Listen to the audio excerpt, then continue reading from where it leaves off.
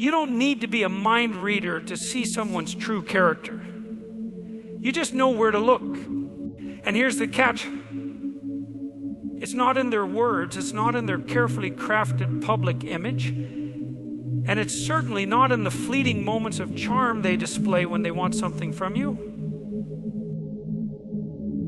It's a deeply revealing truth about human nature.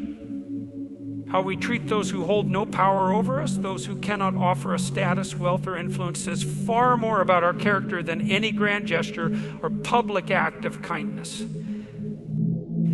Think about it. It's easy to be polite, charming, and respectful when there's something to gain. It's effortless to smile at a wealthy investor, laugh at a boss's joke, or flatter someone who can open doors for us. But what happens when there's no reward, no spotlight, no transactional benefit? That's when the mask slips and the true self emerges. You can observe it in the smallest interactions, how someone speaks to a waiter, a janitor, or a security guard. It's in their tone, their body language, and the effort they put into that conversation.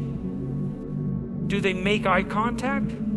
Do they offer gratitude? Or do they barely acknowledge the person's existence, treating them as an inconvenience rather than another human being? These micro interactions are like cracks in a facade, and through them you catch a glimpse of what lies underneath.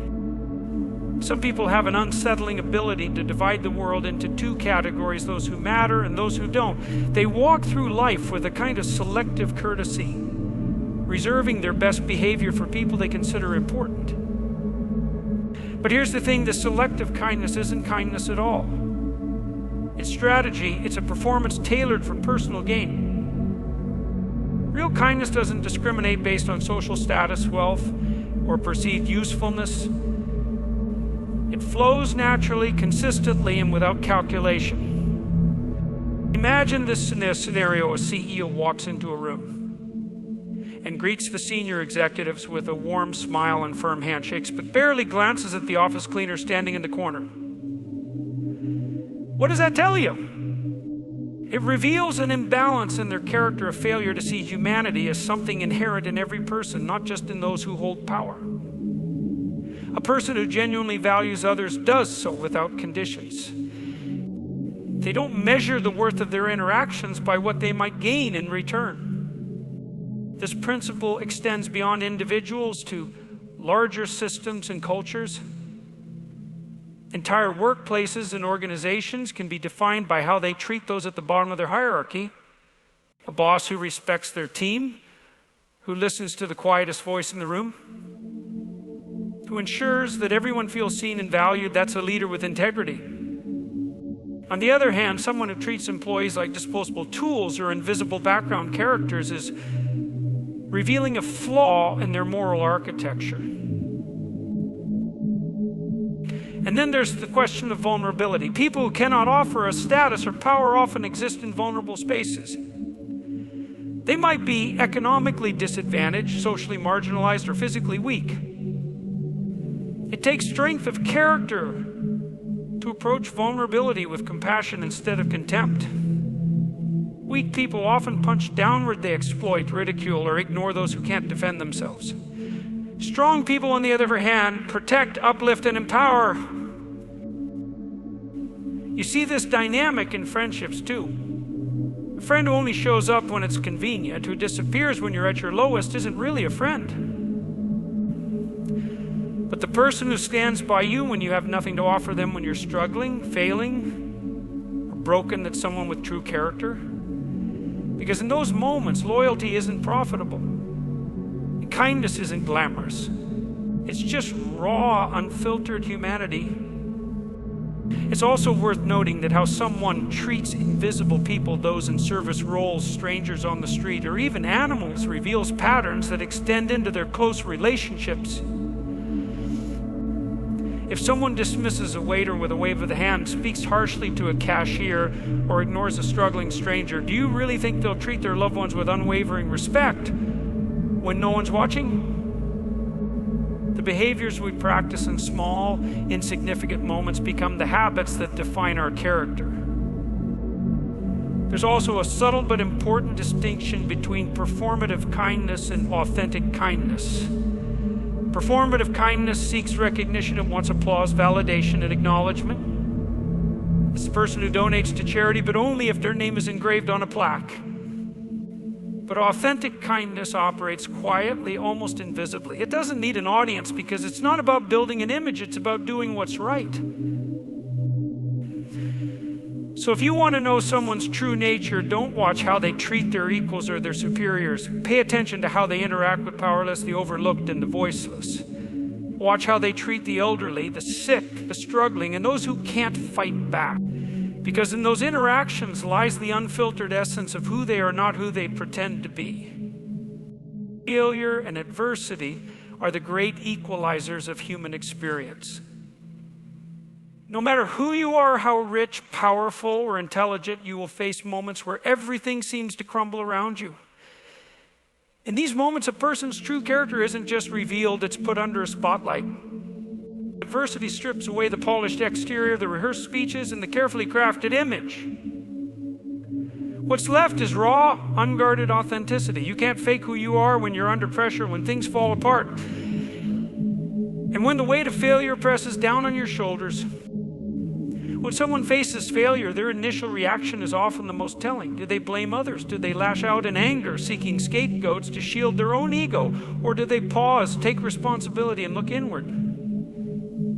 It's easy to be composed and gracious when everything is going well, but adversity pulls back the curtain on the inner self. Some people, when they fail, become bitter, resentful, and destructive, not just towards themselves, but towards everyone around them. They turn their disappointment outward, infecting their environment with negativity.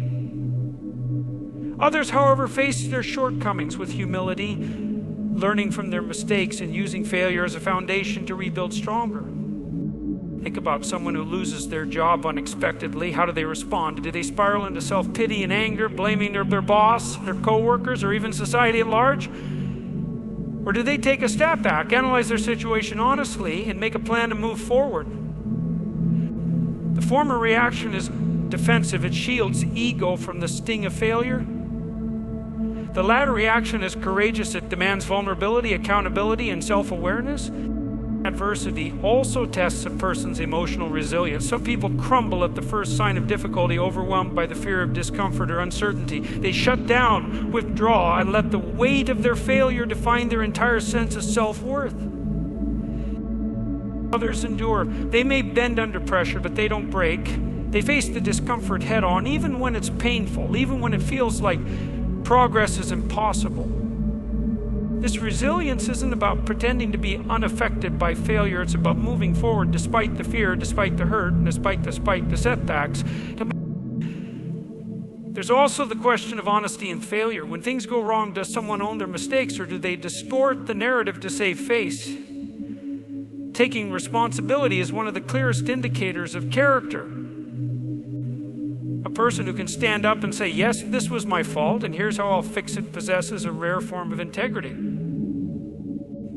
On the other hand, someone who constantly deflects blame, manipulates others into taking the fall, or rewrites history to preserve their ego, is revealing their insecurity and lack of moral courage. You see this pattern in relationships too. When things get tough, when arguments escalate, when trust is broken, or when circumstances become challenging, how does someone react?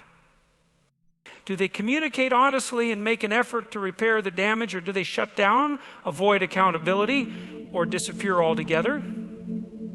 It's easy to love someone when everything is perfect. But love, loyalty, and character are tested in the moments of frustration, failure, and heartbreak. Another revealing aspect of adversity is how someone treats others while they're suffering. Some people become cruel and vindictive when they're under pressure. They take out their anger and frustration on those around them, lashing out at innocent bystanders. Others remain kind, even when they're hurting. They don't let their suffering become an excuse to mistreat people. This level of self-control and empathy in difficult times speaks volumes about a person's true nature. Failure also forces people to confront their relationship with pride. Pride is often what makes failure feel unbearable. It whispers that admitting defeat is worse than the failure itself. But But the strongest individuals are those who can set their pride aside, ask for help when they need it, and accept guidance with humility. Pride isolates people during hard times. It pushes them to hide their struggles, reject support, and put on a brave face, even when they're falling apart inside. True character shines in those who can admit they're struggling, who can be honest about their weaknesses, and who are willing to learn from others without letting their ego stand in the way. At its core, adversity reveals whether someone is driven by external validation or internal principles. Are they motivated by how they appear to others? Or do they act according to their own moral compass, regardless of who's watching? A person of strong character doesn't abandon their values in moments of crisis. They hold on to them, even when it's inconvenient, even when it costs them something. Failure and adversity are not just obstacles, they are mirrors. They reflect back the truest version of ourselves, whether we like it or not. How someone navigates loss, disappointment, and hardship tells you far more about them than how they handle success or praise. In fact, it's often in the messiness of failure that the most profound aspects of character are revealed: the quiet strength, the stubborn hope, and the unyielding commitment to growth, even when the world seems to be falling apart. The true measure of a person's character isn't found in their grand public gestures, their carefully curated social presence, or the charming way they present themselves when the world is watching. It's found in the quiet, unobserved corners of their life when no one is around and there's no applause to be gained, no punishment to be avoided, no reputation to be maintained. These are the moments where integrity either thrives or collapses, where the mask comes off and the real person steps forward. When people know they are being watched, they often adjust their behavior to fit expectations. They become more polite, more generous, more patient. They weigh their words carefully and manage their expressions like actors on a stage. But when they're alone, when the lights are off and the curtains are drawn, that's when their true self reveals itself. The question is, what do they do in those moments of solitude? How do they behave when no one will ever know the difference? It could be something as small as returning a shopping cart in an empty parking lot or picking up litter when no one's looking. It might be the decision to remain honest in a situation where lying would have zero consequences. These little choices seem insignificant on the surface, but they are the building blocks of character. Because someone who can stay true to their principles when no one is watching is someone whose moral compass isn't guided by external validation, but by an internal standard of right and wrong. Think about someone who speaks passionately about kindness and compassion in public, yet behind closed doors, they're cruel to their family or dismissive of their friends. Or someone who preaches honesty but quietly cheats when they think no one will ever find out. These inconsistencies matter because they reveal the difference between a performance and authenticity. True character isn't situational. It doesn't change depending on the audience. It remains consistent whether observed or unseen.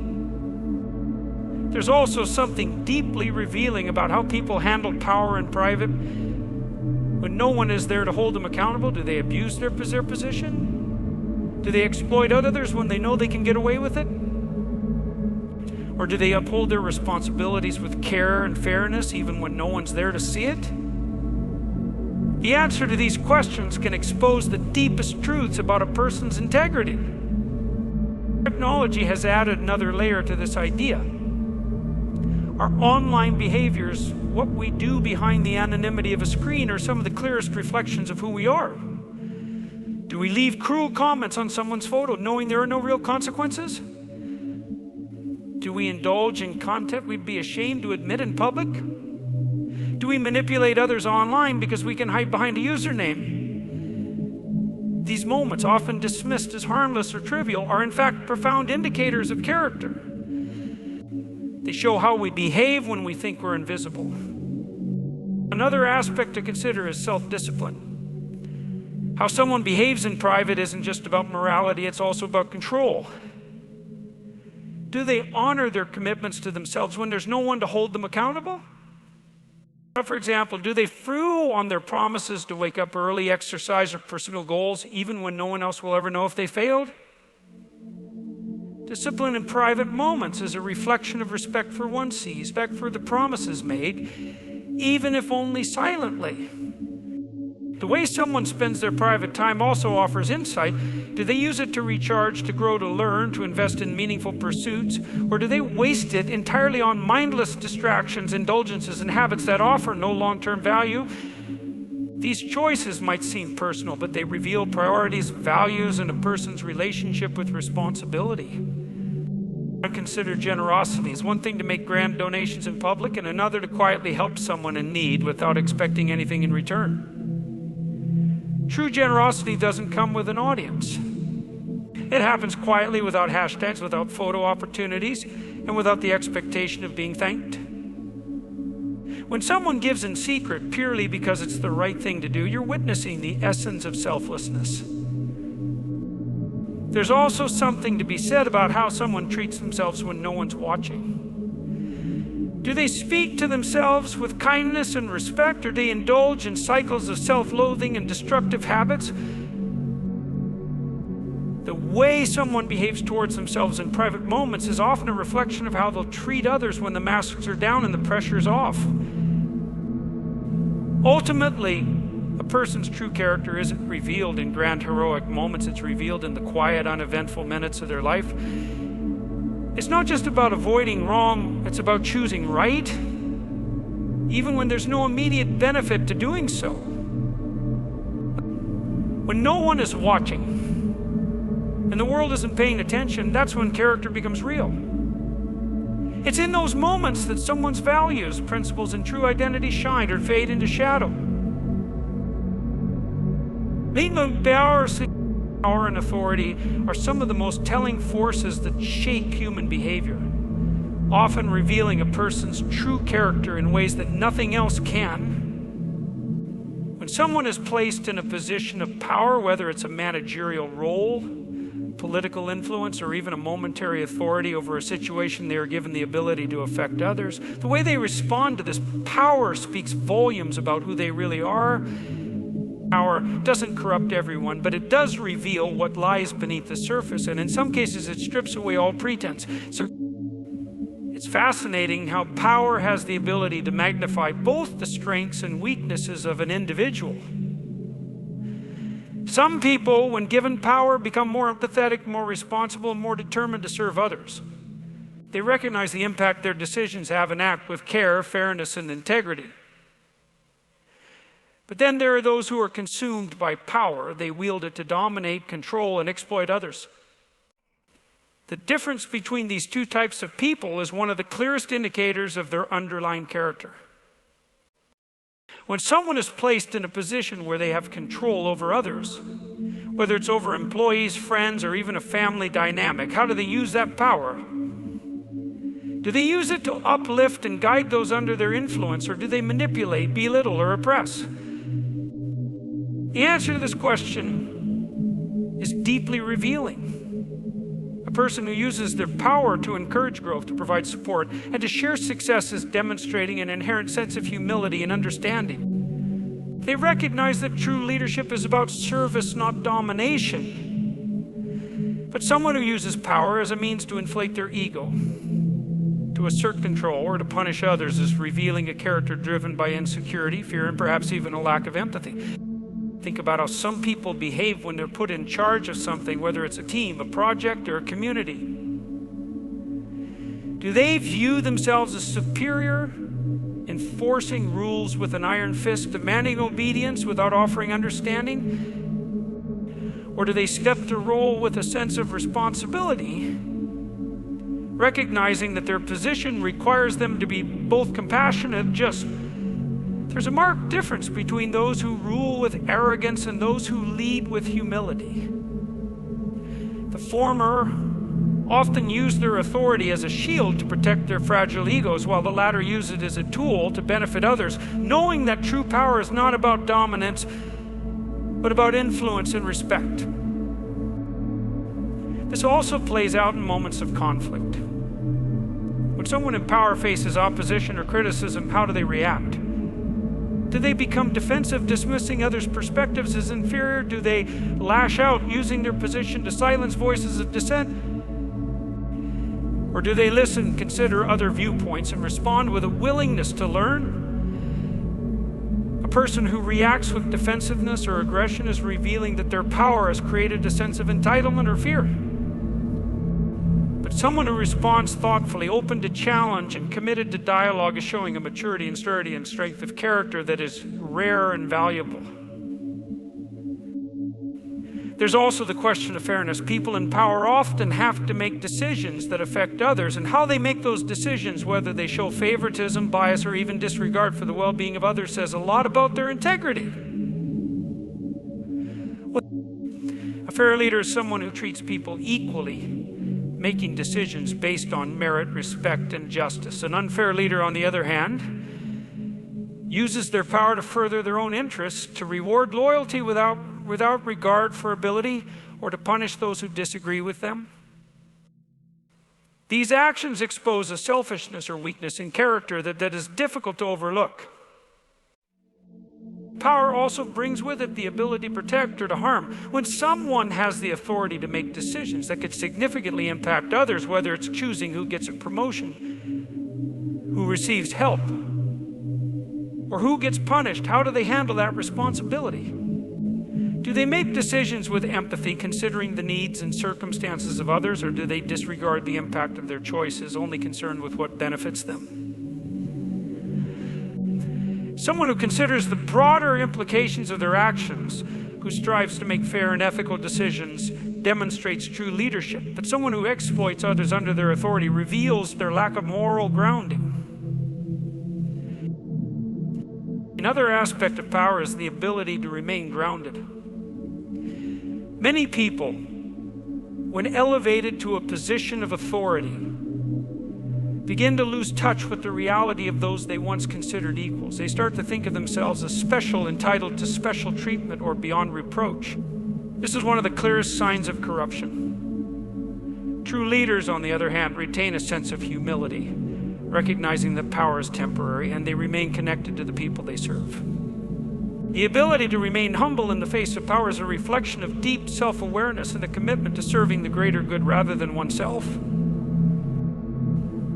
Finally, power tests someone's capacity for empathy. The ability to relate to others, to understand their struggles, and to show compassion even when one is in a position of control is perhaps the most telling feature of a truly powerful individual. Some people are so consumed by their authority that they fail to recognize the humanity of those beneath them. They forget what it was like to be powerless, to struggle, and to be vulnerable. Those who maintain their empathy, who remember what it is like to be in the position of others, and who use their power to protect and uplift, demonstrate an unshakable moral character. In the end, power reveals whether a person is driven by a desire to dominate and control, or a desire to lead and serve. It strips away all the surface level qualities that people use to define themselves and exposes their true nature, their willingness to uplift others, their commitment to fairness, and their ability to wield authority with integrity. Whether in small, everyday decisions or in moments of great crisis, power reveals the deepest truths about who we really are.